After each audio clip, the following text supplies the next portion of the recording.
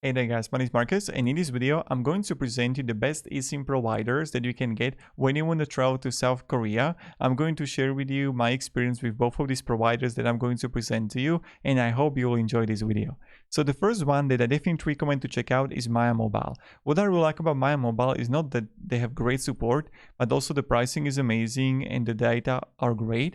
So here, the first thing I always do, I click here the coverage, and I check on my mobile how is the coverage where I want to go. So when you want to travel to South Korea, you can see that everything is well covered and the data are going to work really well.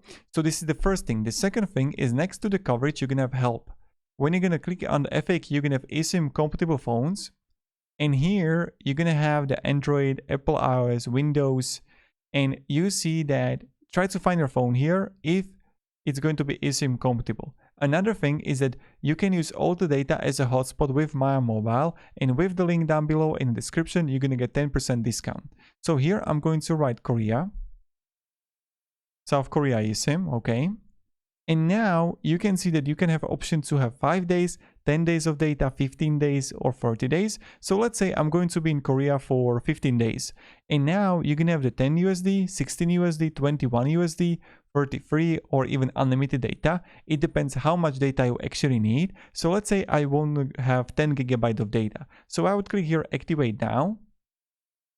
And when I'm going to activate now, you can clearly see that from me, you're going to get 10% discount. And then you see total is much cheaper, which is really good. And then you're going to find and choose the starting date here. So choose where you want to go there and choose it where the data plan will start.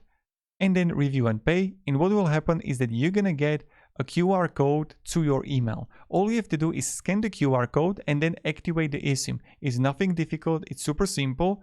And I did it many times. And I even made a tutorial for you on how you can activate the eSIM with Maya Mobile, with the link down below in the description, and that's it.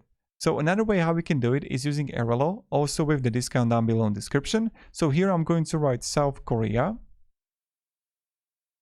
Okay, and here you can see that you can have a 10 days or 30 days of data, and both are unlimited. So it really depends if it's going to be good for you, because here for let's say 30 days, it's $62. But let's say you're not going to need unlimited data, you need only like 2-3 gigabytes, then I think Maya Mobile is much better for it.